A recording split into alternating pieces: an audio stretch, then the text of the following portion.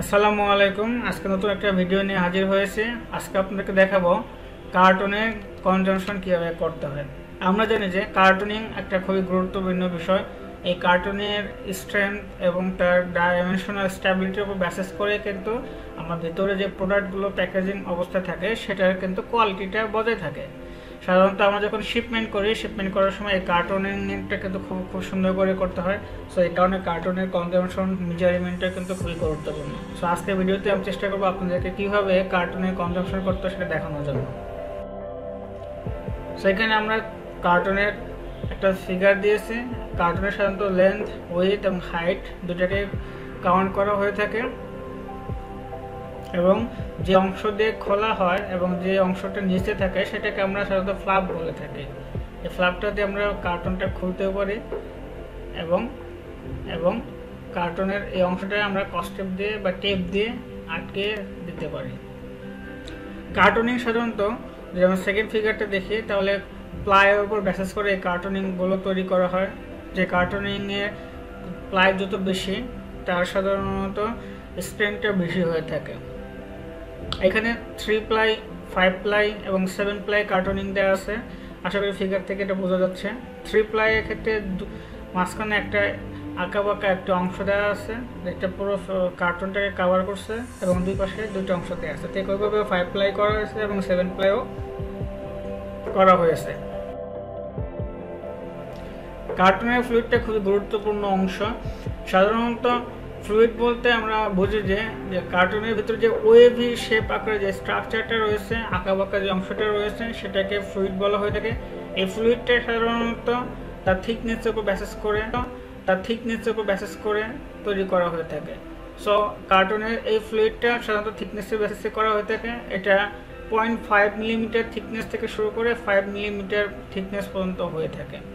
সাধারণত যে কার্টুনের ফ্লুইডের থিকনেসটা মোটামুটি যত কম হবে তত কিন্তু কার্টুনটা বেশি স্ট্রেংথ হওয়ার সম্ভাবনা থাকে।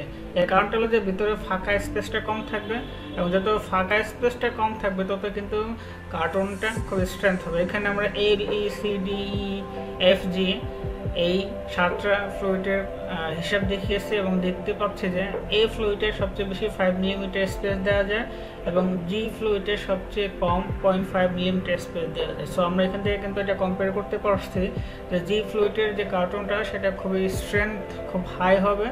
আমাদেরকে এই ফ্লুইডের কার্টুনটা একটু ফোলা বা একটা ফ্লাফি আকারে হবে কিন্তু তার স্ট্রেংথটা তুলনামূলকভাবে এর থেকে কম হওয়ার পসিবিলিটি সবচেয়ে বেশি। আমরা এখন একটা কনজাম্পশন ক্যালকুলেশন করব। দেওয়া আছে a cartoon with length 60 centimetre, with 40 centimetre and the height 30 centimetre. Find out A cargo measurement for 208 cartoons. So আমাকে 208টা কার্টুনের জন্য কার্গো মেজারমেন্ট বের করতে বলছে। শুরুতে আমরা জেনে নিচ্ছি যে কার্টুন মেজারিংয়ের জন্য আমাদেরকে সিবিএম এই বিষয়টার সাথে পরিচিত হতে হবে। সিবিএম বিষয়টা হলো কিউবিক মিটার। তার মানে হলো যেহেতু কার্টুনের 3টা অংশ আছে, লেন্থ, উইথ অ্যান্ড হাইট, তার মানে হলো এই অংশগুলোকে আমরা যখন মাল্টিপল করবো একসাথে তখন আমার কিউবিক ইউনিটে ভ্যালুটা বের করবে। সো আমাদের কার্টুনিংয়ের জন্য আমাদের যে ভ্যালু থাকুক না কেন আমাদেরকে মিটারে কনভার্ট করতে হবে। মিটারে কনভার্ট করে আমরা যখন মাল্টিপল করব তখন মিটার কিউব হবে যেটাকে আমরা সিবিএম বা কিউবিক মিটার বলে থাকি। সো এখানে একটা ফর্মুলা দেওয়া আছে CBM equals to length into with into height divided by 100 into 100 into 100। যেহেতু লেন্থ, উইথ এবং হাইটগুলো সেন্টিমিটারে দেওয়া থাকে তাহলে আমরা 100 দ্বারা ভাগ করব। তাহলে ভাগ করলে কী হবে, এটা সেন্টিমিটারটা মিটারে চলে আসবে। সো আমরা ম্যাথ থেকে আমরা ভ্যালুগুলো নিলাম এবং মানগুলো বসানোর পরে আমরা পেলাম 14.96976 সিবিএম। ওকে, তার মানে হলো 208 পিস কার্টুনিংয়ের জন্য আমার কার্গো স্পেস দরকার হবে 14.976 সিবিএম বা কিউবিক মিটার।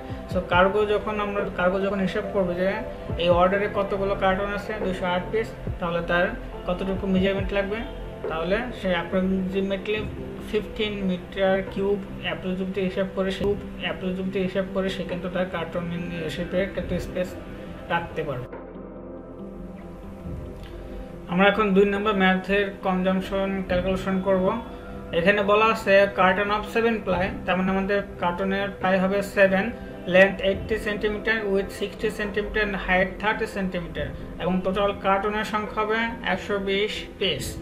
আমাকে বলছে যে এর কার্টনের মেজারমেন্টে বের করতে বলছে, এবং যদি কিউবিক রেটে যদি এটা $0.80 হয়ে থাকে তাহলে আমাদের কস্টিংটা কত হবে। সো আমরা কার্টনের লেন্থ এবং উইথ থেকে এবং হাইট থেকে অ্যালাউন্স অ্যাড করে একটা ভ্যালু বের করে নিয়েছি, যেটা এখানে করা আছে, এবং আমাদের নাম্বার অফ দ্য প্লাই 7। এখন আমরা কমন ফর্মুলাতে আমাদের ভ্যালুগুলো পুট করলাম। পুট করার পরে আমাদের একটা মান বের হলো 209.785, মানে আমরা আমাদের টোটাল সিবিএম দরকার 210, সিবিএম দরকার 210। তার মানে হলো যদি আমার 120 পিস কার্টন আমরা করতে চাই according to the measurement into 7 ply, তাহলে আমার 210 কিউবিক মিটার কার্টন দরকার। এবং এখানে দেওয়া আছে যে পার কিউবিক মিটার কার্টনের কস্টিং $0.80।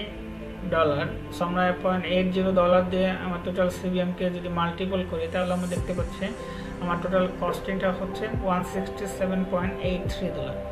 তাহলে এটাই হবে আমাদের total costing for manufacturing 120 pieces of the carton according to the measurement. এইখানে কার্টন মেজারিং এর কিছু এক্সট্রা ফর্মুলা দেওয়া আছে যেটা আমরা এক্সপোর্টিং করার সময় ব্যবহার করে থাকি। তো মূলত আমাদের কার্টন কনজাম্পশনের জন্য আমাদের প্রথম দুটো ফর্মুলা আমরা ইউজ করে থাকি, এবং কার্টনিং এর প্রাইসিং এর জন্য আমাদের দ্বিতীয় ফর্মুলাটা আমরা বা দ্বিতীয় ম্যাথটা আমরা ইউজ করে থাকি। সো আজকের ভিডিওটা এখানে শেষ করছি। আশা করি আপনারা খুব সহজে কার্টন মেজারমেন্ট করতে পারবেন, কার্টনের কনজাম্পশন বের করতে পারবেন, এবং প্লাই এবং ফ্লুইড বেসিসে কার্টনের যে কস্টিংটা সেটা আপনারা বের করতে পারবেন। ভিডিওটা ভালো লাগলে অবশ্যই লাইক কমেন্টস করবেন, আপনাদের পরামর্শ থাকলে দেবেন, এবং শেয়ার করে আপনাদের ফ্রেন্ডদেরকে দেখার সুযোগ করে দিন। ধন্যবাদ সবাইকে।